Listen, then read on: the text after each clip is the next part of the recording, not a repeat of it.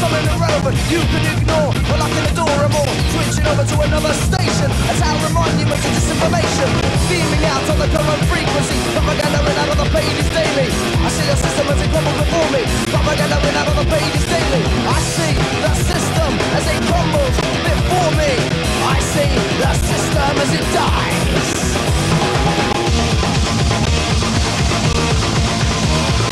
All I check is all I see. Here before me, all I check is all I see. Here before me, all I check is all I see is this. Conditioning.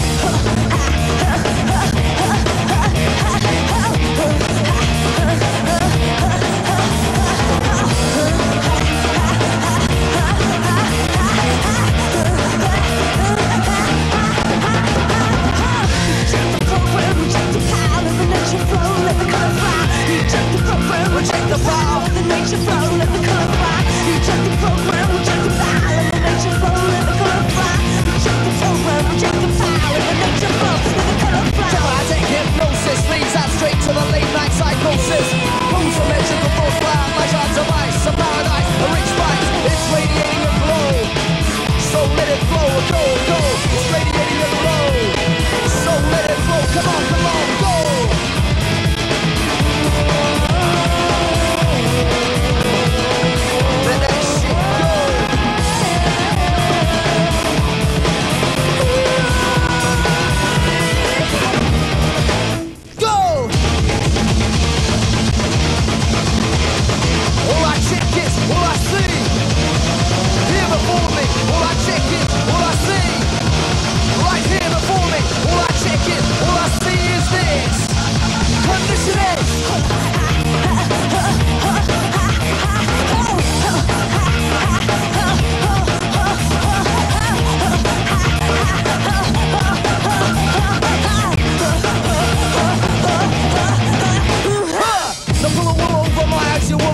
I hear you don't know exactly what you're full of. Language is a virus, manners are violence. I stand in defiance, my spirit is resigned. I know all about the powers of social control. So find another pigeon for your pigeonhole. Burn my body, sell my name. Hang me high in the hall of fame. What's gone wild will never get tame. And every blow just fans a flame. Condition for the street meat and for the top. Told us, they won't stop. But all their biggie bennies and their biggie back soul.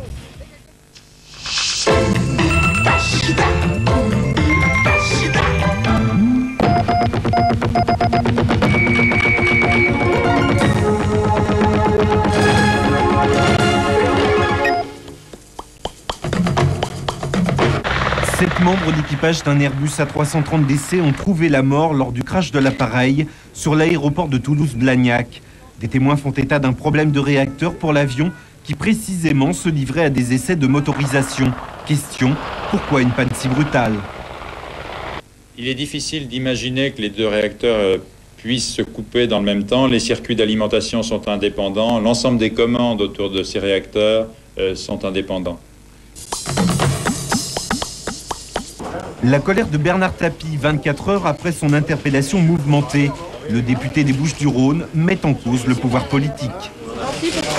Il y a obligation de la complicité du pouvoir politique dans cette affaire, dans la mesure où l'Assemblée a voté à 7 heures.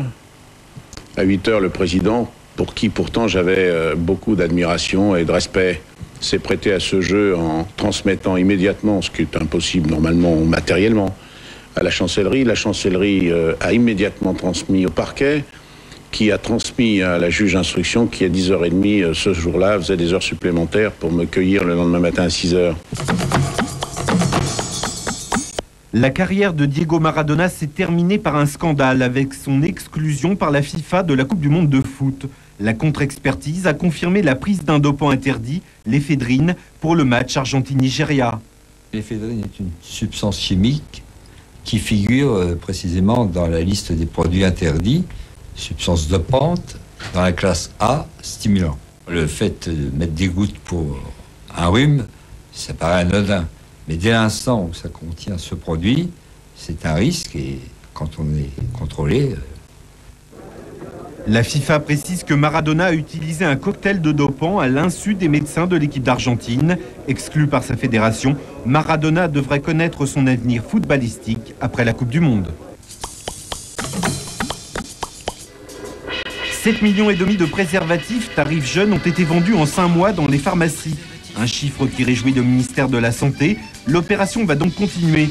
9,5 millions de nouveaux préservatifs vont arriver dans les pharmacies, toujours pour 1 franc. Nous voulions atteindre les jeunes, ce sont les jeunes que nous avons atteints, puisque 82% des acheteurs du préservatif à 1 franc avaient moins de 25 ans. Et 1/3 des acheteurs de préservatifs à 1 franc achetaient un préservatif pour la première fois. Je crois que ça a aidé les jeunes à rentrer dans les pharmacies. Préservatif tarif jeune, en vente dans les pharmacies. 3 346 600 chômeurs en France au mois de mai, soit 0,6% de plus. C'est la plus forte hausse du chômage depuis le début de l'année. Parmi les victimes, les jeunes de moins de 25 ans, comme Stéphane, menuisier sans emploi depuis 2 ans.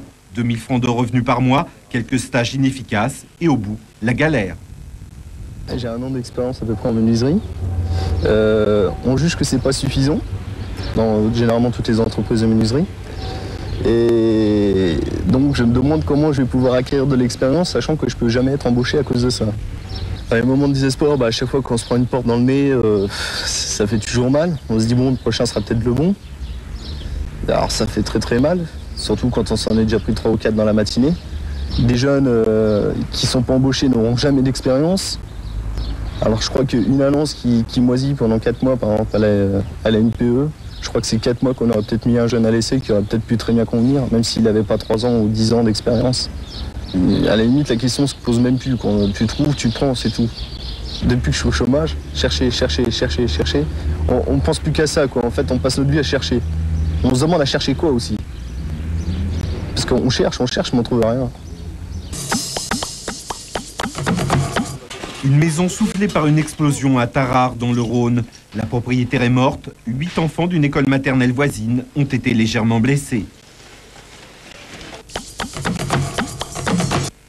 Yasser Arafat à Gaza vendredi, le chef de l'OLP devant son arrivée de 24 heures. Arrivé sous haute protection policière et militaire israélienne, 8 000 hommes sont mobilisés.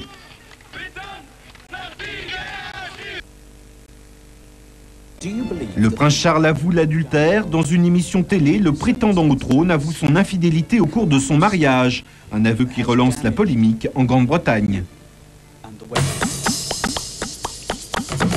C'est une nouvelle technique de navigation déjà connue des ferries et des cargos. Le joystick, sorte de manche à balai, qui remplace avantageusement la traditionnelle barre. Elle équipe aujourd'hui le monocoque de 60 pieds de Christian Auguin. En course en solitaire, on a énormément de choses à faire et finalement on barre peu. Il faut savoir qu'on navigue beaucoup sous pilote automatique. On se retrouvait avec des systèmes de barre qui étaient relativement lourds, assez complexes, assez gênants, peu confortables. Et je me suis dit, moi, pourquoi, puisqu'on barre peu, autant revenir vers quelque chose qui soit léger, qui soit simple et qui soit tout aussi efficace. Le bateau participera au Box Challenge et au Vendée Globe. Il fait vraiment chaud, vraiment chaud. Et je dois travailler en plus.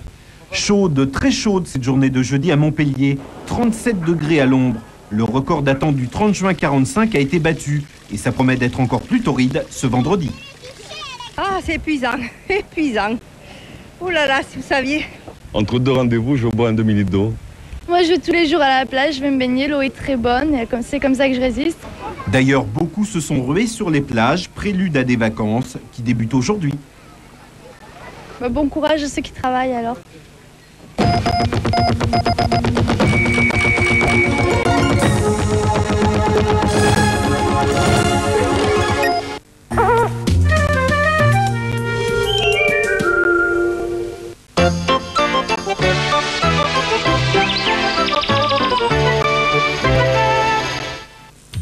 Après le beau temps, quelques ondées. Demain matin, de la Bretagne au Poitou-Charentes, en passant par les Pays de la Loire, on se réveillera sous les nuages et sous quelques pluies, avec en prime 1 ou 2 coups de tonnerre. Mais dans l'après-midi, le soleil reviendra en grande pompe. Sur toute la région méditerranéenne, mais aussi sur la région Rhône-Alpes, t-shirt et lunettes noires tout au long de la journée.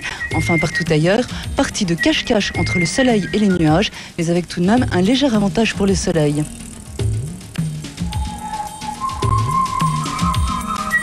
Côté Mercure, en revanche, peu de changements. Demain matin, il fera doux, avec des températures comprises du nord au sud entre 11 et 21 degrés. Et dans l'après-midi, elles continueront à faire du zèle, avec 21 à 30 degrés sur la moitié nord du pays et 30 à 35 voire 36 degrés sur la moitié sud. Darty, le contrat de confiance. Dans un instant, Jean-Paul Gaultier et Laurent Boyer dans Fréquence Star.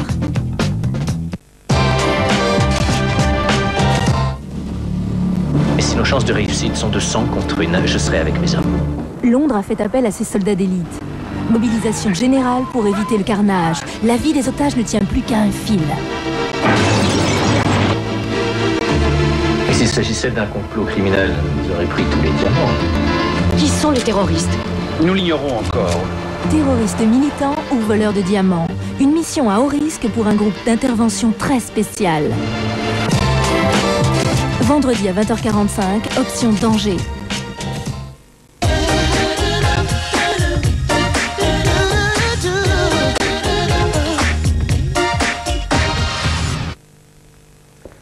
Fréquence Star, c'est fréquemment de la chanson. Ça tombe bien, Charles Trenet est avec nous. Mathilde Lamay a fait son Fréquence Star l'an dernier. Bonjour à Thierry Lhermitte et à Josiane Balasco qui feront très prochainement leur Fréquence Star. Quant à Michel Boujna, il était avec nous récemment. Aujourd'hui, c'est un Fréquence Star consacré à Madonna. Non, pas du tout. Aujourd'hui, c'est Jean-Paul Gaultier, Fréquence Star.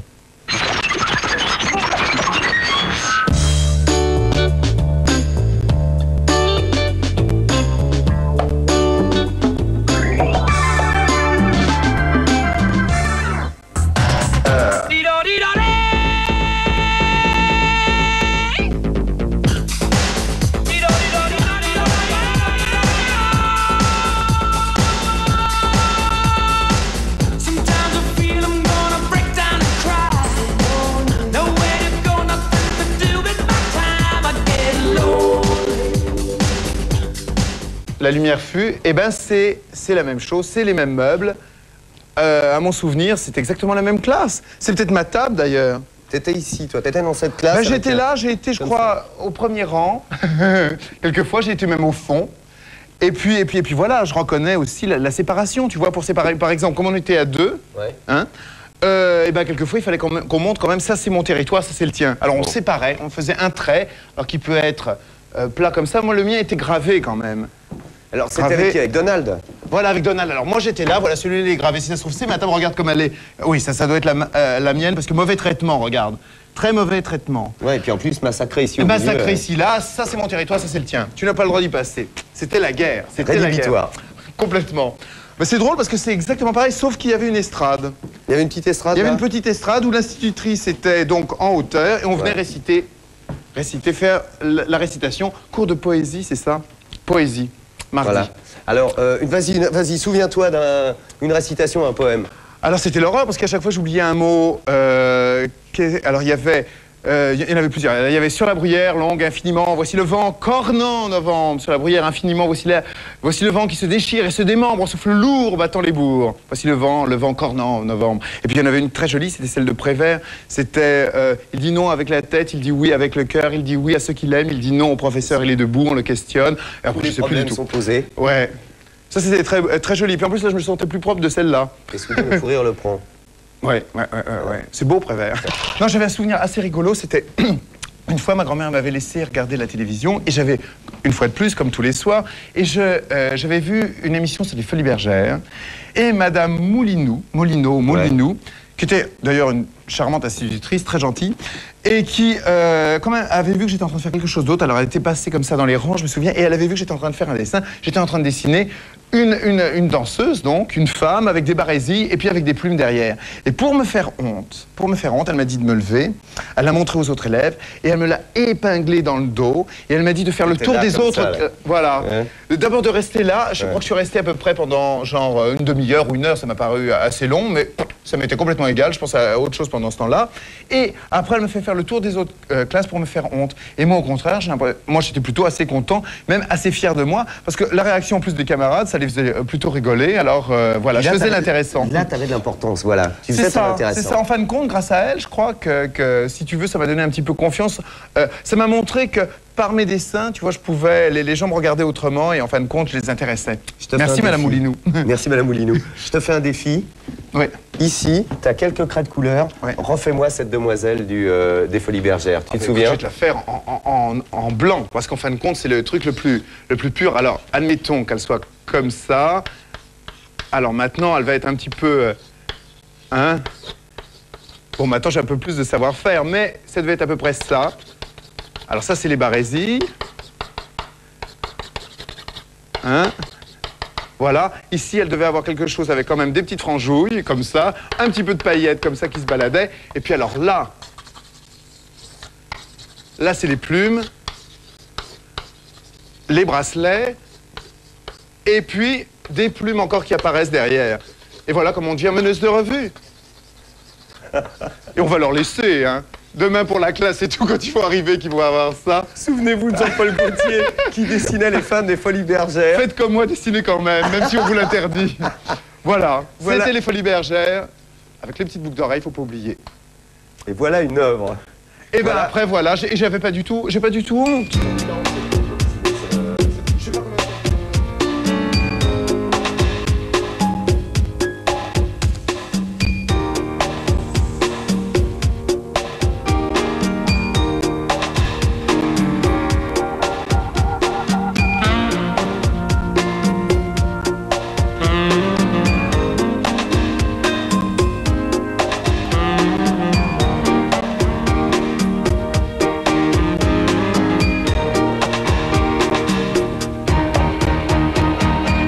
Jean-Paul, on est dans cette petite classe à dessin, dans ton lycée Jules Ferry, ici à Arcueil. Je ne sais pas si tu es né à Arcueil, mais en tous les cas, tu y as habité très tôt, très petit.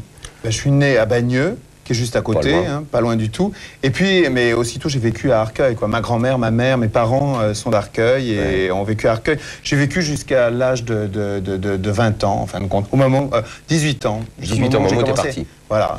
Alors là, on va parler de cette petite enfance. Tu es né en 52. Tu arrives dans une famille fils unique? Fils unique et milieu français moyen, quoi, tout à fait.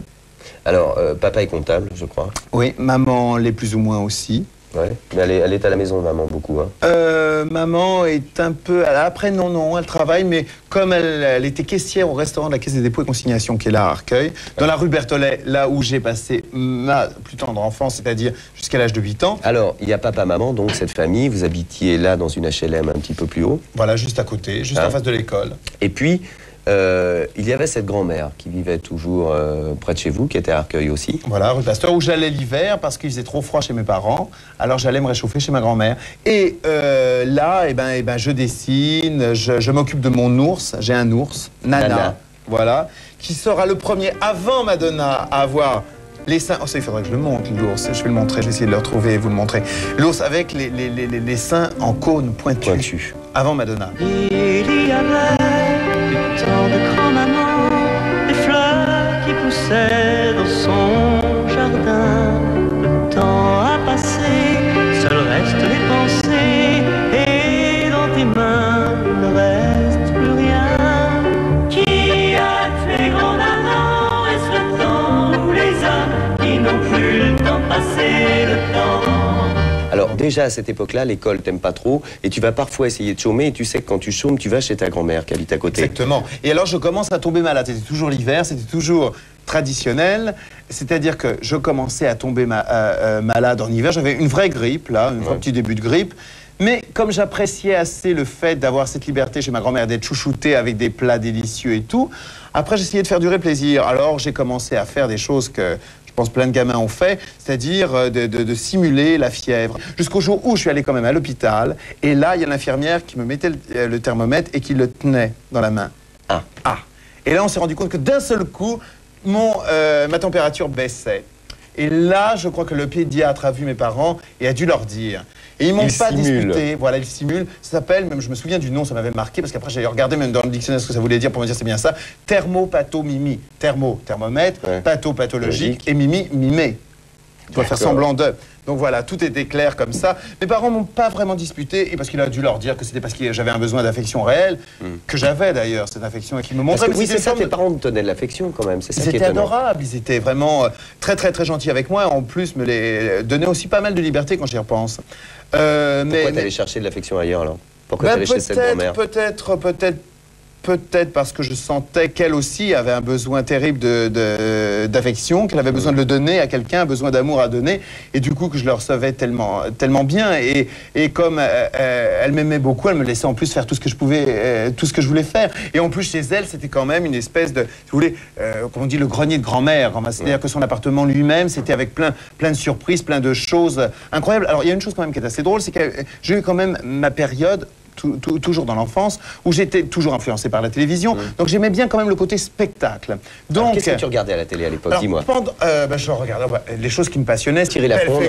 Belphégor. Belphégor. Alors là, Belphégor, c'était incroyable parce que Belphégor, c'était en même temps effrayant. C'était fascinant. Je me souviens que j'avais très tard peur. le soir, Belphégor. C'était tard le soir. C'était le samedi soir. Le samedi soir, pas si tard que ça, en fin de compte, vers 9h.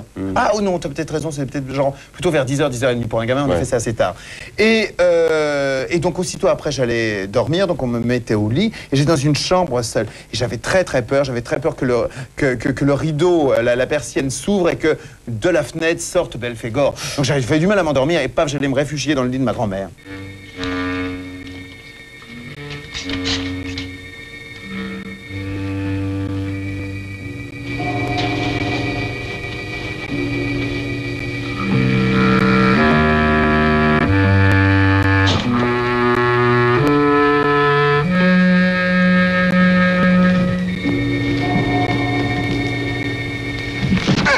Que se passe-t-il entre 10 et 12 ans? Eh bien, c'est là, c'est un petit peu l'évolution, à dessiner de plus en plus, toujours les clientes ou des spectacles, pour arriver après, eh bien, à dessiner un peu plus de la mode quand même. Je fouillais dans les tiroirs de ma grand-mère pendant qu'elle était allée voir ses clientes, et puis j'apprenais plein de choses, et je notais, l'air de rien, en faisant des farces, plus ou moins, je notais plein de choses qui, après, vont alimenter, si tu veux, mon registre de travail. C'est-à-dire, je vais m'en servir après pour mes futures collections. Par exemple, des détails accidentels, mais qui m'ont marqué. Ma grand-mère, qui avait quand même 75 ans, qui allait voir ses clientes qui étaient toujours très en retard, et qui d'un seul coup se rendait compte de l'heure, et qui disait, mon Dieu, ça y est, il faut que j'y aille, il faut que je m'en aille. Comme elle ne voyait pas très clair et qu'elle était en retard, alors elle avait un chandail, un gros chandail noir qu'elle mettait sur sa combinaison, tu sais, les sous-vêtements, en satin noir, en gros satin épais noir avec de la dentelle en bas. Elle avait ses bas noirs, ses chaussures noires. Et puis après, comme elle était très en retard, vite, elle mettait son manteau, elle oubliait de mettre sa jupe par-dessus. Et moi, je lui disais rien, moi, genre, on va lui faire une bonne farce à mémé, on va la laisser partir avec sa combinaison. Mais l'air de rien, après, j'ai fait genre les sous-vêtements justement à l'extérieur. À l'extérieur, ouais. Tout ça, c'est grâce à ma grand-mère, en fin de compte. C'était aussi la découverte de ces placards avec le corset incroyable, plein de découvertes de choses comme ça qui en fin de compte, formé mon goût, diront les choses que j'aime, parce qu'elles sont rattachées à ça. Plus tard. Voilà.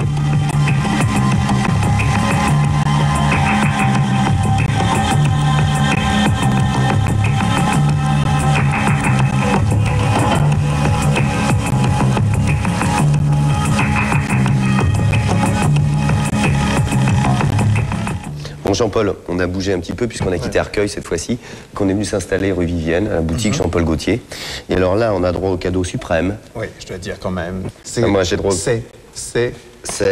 On peut le reconnaître avec ses seins pointus en cône. Nana, le premier à l'avoir porté. Alors, il en manque un quand même. Hein, tu peux voir. Il y en a un qui est tombé là, et c'est ce qu'il y a à l'intérieur du petit cône qui est là. Voilà. Il est joli, non? Comment tu le trouves? Un peu trop maquillé quand même à ton goût, non? Attends, alors là, il y avait le rouge baiser de grand-maman, il y avait les yeux. Plusieurs couleurs d'ailleurs de rouge, hein, parce que même je mettais quelquefois quelque chose, une espèce de poudre pour que le rouge reste, parce que sinon il s'en allait, comme le rouge est gras. Ah, oui, alors je mettais de la poudre, ce qui fait cette espèce de pâte un peu rose, comme ça, et on voit le rouge qui déborde alentour. Voilà à quoi ressemble un mannequin Gaultier, donc, vous voyez, après utilisation, 15 ans d'utilisation. Le premier cobaye, voilà. Le premier cobaye, voici l'objet du délit. Je suis très fier en plus que tu me l'aies sorti, que tu nous l'aies montré, parce que c'est un cadeau. C'est rare. Ça, c'est rare. Nana est sortie de sa boîte. Nana, tu il va y rentrer à nouveau, là, oui. Tu bouges pas, hein, Nana. Il reste avec nous quand même. Hein. Oh, moi, attends, mais bouge pas, regarde. Mais il est bien dans son petit sac ici, voilà, comme ça. T'as vu quand même le fard à paupières vert, c'est joli. Hein. Ah, mais c'est soigné. Les couleurs, ah oui, oui. Goût, hein. On s'est quitté tout à l'heure, t'avais 12 ans. Alors là, 12-14 ans, on devient un petit peu plus mature, on continue à faire des bêtises, et va arriver cette fameuse boîte de conserve. C'est dans cette période-là que la boîte de conserve va arriver. Les poubelles et ce genre de choses. C'est arrivé un petit peu plus tard, disons, mais la récupération, le fait que je fasse des choses, enfin, alentour de la récupération, c'est arrivé à ce moment-là. C'est-à-dire que je me souviens que du fait que là, j'ai commencé à m'intéresser à la mode, plus précisément, en voyant à la télévision des émissions comme Dim Dam Dom, et en voyant aussi des reportages qui étaient en fin de vacances, donc fin du mois d'août, le samedi soir, fait par Jean-Christophe Averti, où il montrait les résumés des collections de couture. Ça me fascinait totalement, c'était très beau, très graphique, très moderne et futuriste, et je trouvais ça très très beau. Donc ça, mon intérêt pour la mode, ça devenait de plus en plus précis, tu vois. Il y avait eu donc la période après, genre théâtre, Folies Bergère, et puis là, ça devenait de plus en plus de la mode, avec défilés, des choses comme ça. Mais la mode, je la voyais comme un défilé, attention. Hein. Pour moi, mode, c'était associé avec la présentation. Ça correspond d'ailleurs au spectaque. Donc c'est ça, si tu veux, le lien, c'est quand même la mode en tant que spectacle. Et volum sirem. Posteriorem dégagem et arrivem costumus gonflamum ressemblam matelas pneumaticum.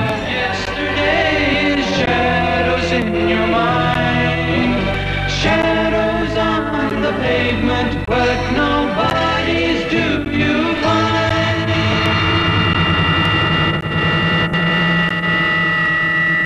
Et puis, ce qui commençait à se passer, c'est que mes parents connaissaient quelqu'un qui était peintre, un peintre des dimanches quand même, il faut bien dire, qui avait comme pour femme une illustratrice qui avait travaillé à l'écho de la mode. Alors,